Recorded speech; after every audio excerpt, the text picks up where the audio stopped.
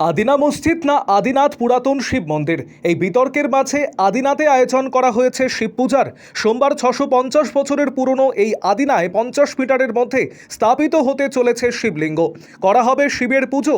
আদিনাথের রুদ্রাভিষেক করার ব্যবস্থা করা হয়েছে।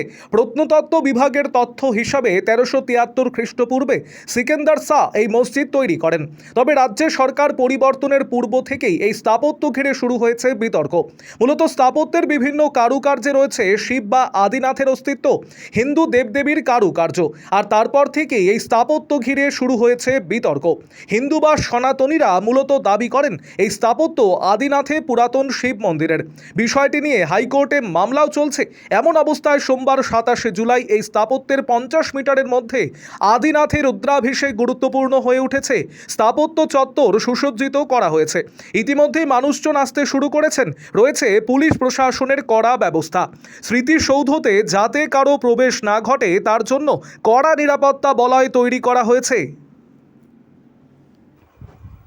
আরও আপডেট থাকতে আমাদের ভিডিও শেয়ার ও ফেসবুক পেজটিকে লাইক করে ফলো করে দিন।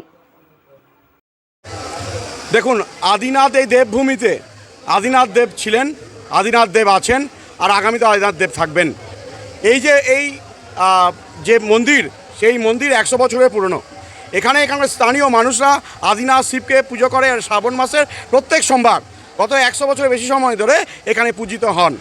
আজকে বিশেষ করে হচ্ছে তারকেশ্বর থেকে দেবমূর্তি আদিনাথ আমরা শিবলিঙ্গকে আনছি। এর পিছনে একটা বার্তা আছে।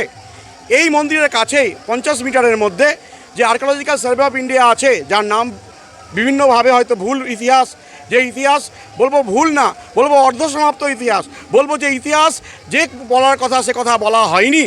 13 শতাব্দীর অনেক পিছনের ইতিহাস এটা মন্দির নগরের ইতিহাস, এটা আদিনাথ মন্দিরের ইতিহাস।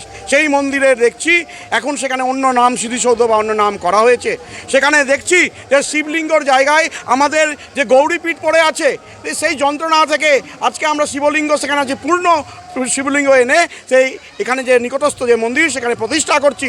এবং আগামীতে আর্কিওলজিক্যাল সার্ভে অফ ইন্ডিয়ার পুনঃপর্যবেক্ষণ এবং তার সঙ্গে আদালতের রায়ে আমরা জানি সত্য ইতিহাস বেরিয়ে আসুক। যে ইতিহাস ছিল এখানকার এই মন্দির নগরী, এই আদিনাথ নগরীর যে ইতিহাস, যে দেবমূর্তির ইতিহাস, যে ভালেশ্বরী দেবীর মূর্তির যে ভালেশ্বরী দেবীর যে মন্দির তার ইতিহাস, যে শৈব যে আদিনাথ শিবের যে ইতিহাস, সেই ইতিহাস সবার সামনে আসুক। এই নিয়ে হাইকোর্টে বিভিন্ন যাচিকা হয়েছে। এছাড়াও আজকের এই পূর্ণ দিনে আমরা আমাদের মুখ্যমন্ত্রীকে, আমাদের জেলা সমাহর্তা এবং জেলা যিনি রয়েছেন কারাধ্যক্ষ তাকে দিচ্ছি। তার সঙ্গে সঙ্গে একইভাবে আমরা এই বিষয় নিয়ে পর্যবেক্ষণের জন্য বিস্তারিত একটি সম্মিলিত পত্র যেটা আমরা তুলে দিচ্ছি খুব অতি দ্রুত প্রধানমন্ত্রী, এবং এটা যেহেতু কালচারাল মিনিস্টার গজেন্দ্রজির কাছে যাচ্ছি, পার্লামেন্টে বিষয়টি তোলা হোক। কারণ এই বিষয় নয় যে বিষয়টি বারে বার আদালত যাওয়া দরকার আছে। যেখানে তথ্য প্রমাণ আছে, যেখানে আমরা দেখছি দেবমূর্তি আছে, দেবমূর্তি সংরক্ষিত আছে, কোনো মসজিদ গাত্রে কোনোদিন দেবমূর্তি থাকতে পারে না, প্রথিত আছে। অতএব এটা প্রমাণের বিষয় নয়, যে বিষয় দেখা যাচ্ছে, যে বিষয় ইতিহাস বলছে, সেখানে শুধু একবার আমরা বলবো পর্যবেক্ষণ করে দেখুন, সেই মূর্তিগুলো দেখুন এবং সেটাকে স্বীকৃতি দিন এবং আদিনাথ আমাদের ফিরিয়ে দিন। আমার নাম কাজল গোস্বামী।